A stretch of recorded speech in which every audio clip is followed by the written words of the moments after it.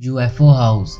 इस घर को जो भी पहली नजर में देखेगा उसे तो यही लगेगा कि ये तो किसी एलियन का घर है, या फिर वो तो यही सोचेगा कि मैं तो किसी और ही गोला पे आ गया हूँ। लेकिन दोस्तों, ना तो ये किसी एलियन का घर है और ना ही आप किसी दूसरे गोला पे मौजूद हो। ये हमारे ही गोला यानी कि धरती पे मौजूद घर है। ऐसे घरों को बनाने का चलन बहुत समय पहले शुरू हुआ था। उस समय लोग ऐसे घरों को ज्यादातर सुनसान जगहों पे ही बनवाते थे, शायद इसलिए कि लोग इसे देखकर ये सोचे कि ये किसी एलियन का घर है। 1968 में ऐसे घरों को बनवाने का चलन बहुत ही ज्यादा था। लोग ऐसे घरों को बनवाना काफी ज्यादा पसंद करते थे, लेकिन जैसे जैसे समय गुजरता गया लोगों का इन घरों में से रुचि कम होती गई और देखते ही देखते लोगों ने ऐसे घरों को बनवाना बंद कर दिया और आज ऐसे ज्यादातर घर खाली पड़े हैं। तो अगर आप कभी जंगल में जाएं और आपको ऐसा कोई घर दिखाई दे तो उसे एलियन का घर मत समझ लेना, क्योंकि भाई अगर एलियंस धरती पे आए तो वो लोग हमसे छुपकर नहीं रहेंगे, बल्कि हम लोगों को उनसे छुपकर रहना पड़ेगा। अच्छा, हमको सिखा रिया है। आज की वीडियो में हम देखेंगे कुछ ऐसी जगहें और घर जो कि आज पूरी तरह खाली और सुनसान पड़े हैं। तो इन खाली पड़े घर और सुनसान जगहों पे भूल कर भी मत जाना, क्योंकि यहाँ आपका कोई इंतजार कर रहा हो सकता है। सैटो दी ब्रेसिक, फ्रांस।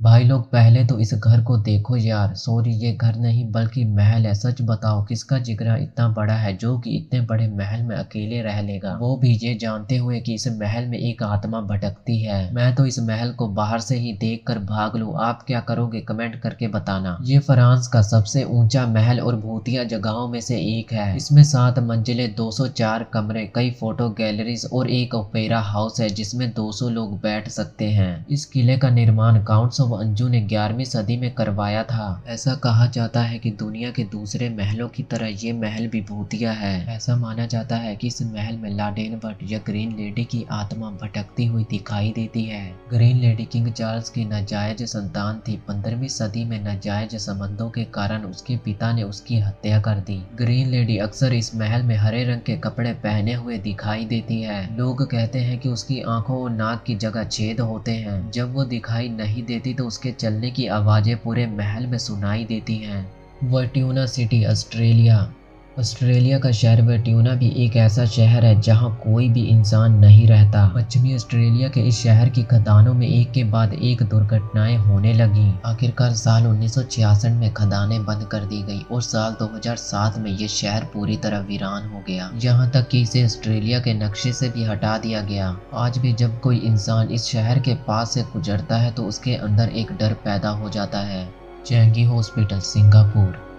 सिंगापुर में नॉर्थ वन रोड के किनारे बसे चेंगी गांव में वर्ष 1930 में एक हॉस्पिटल का निर्माण करवाया गया था। गांव के नाम पर इस हॉस्पिटल का नाम चेंगी हॉस्पिटल रखा गया। शुरू के कई सालों तक ये हॉस्पिटल आम हॉस्पिटलों की तरह चलता रहा, लेकिन दूसरे वर्ल्ड वॉर के दौरान इस इलाके पर जापान का कब्जा होने के बाद इसे मिलिट्री हॉस्पिटल में तब्दील कर दिया गया। हाईवे के किनारे होने के कारण यहाँ युद्ध के सैनिकों को लाना सुविधाजनक था। जब युद्ध के दौरान हजारों की संख्या में घायल जापानी सैनिकों को यहाँ लाया जाने लगा। हालांकि डॉक्टर, नर्स और अन्य सुविधाओं की कमी के चलते गंभीर रूप से घायल सैनिकों की मौत होने लगी और दिन बर दिन मौतों की संख्या में इजाफा होने लगा। भारी संख्या में हो रही मौतों के कारण हॉस्पिटल एक भयंकर बीमारी की चपेट में आ गया। अब हॉस्पिटल में फैली इस बीमारी का शिकार सैनिक के साथ साथ डॉक्टर, नर्स और अन्य कर्मचारी भी होने लगे। देखते ही देखते पूरे हॉस्पिटल में लाशों का ढेर लग गया। वर्ल्ड वॉर की समाप्ति होते होते ये हॉस्पिटल भी वीरान हो गया और आसपास के लोग वहां जाने से कतराने लगे।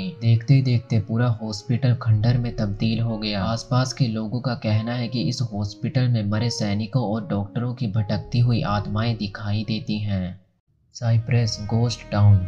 एक ऐसा ही रहस्य है साइप्रस देश का भरोसा शहर जो कि कभी आबाद हुआ करता था, लेकिन अब ये शहर पूरी तरह वीरान पड़ा है। भरोसा शहर को दुनिया के सबसे बड़े गोस्ट टाउन के नाम से भी जाना जाता है। यहाँ ऊंची ऊंची इमारतें तो बनी हुई हैं, लेकिन यहाँ रहने वाला कोई नहीं है। इस शहर में मौजूद बड़ी बड़ी इमारतों से लेकर बार, रेस्टोरेंट, होटल सब खंडर में तब्दील होने की कगार पर है। प्रेसिंग में कैद इस शहर के अंदर घुसना तो दूर की बात, बाहर से अगर किसी ने इसकी तस्वीर लेने की कोशिश भी की तो उसे गिरफ्तार कर लिया जाता है। मीडिया रिपोर्ट के मुताबिक 45 साल पहले इस शहर की आबादी करीब 40,000 थी, लेकिन साल 1974 में एक डर की वजह से पूरा का पूरा शहर रातों रात खाली हो गया। इस शहर से सटे बाकी शहरों में दिन रात रौनक रहती है, लेकिन यह शहर बिल्कुल वीरान पड़ा है।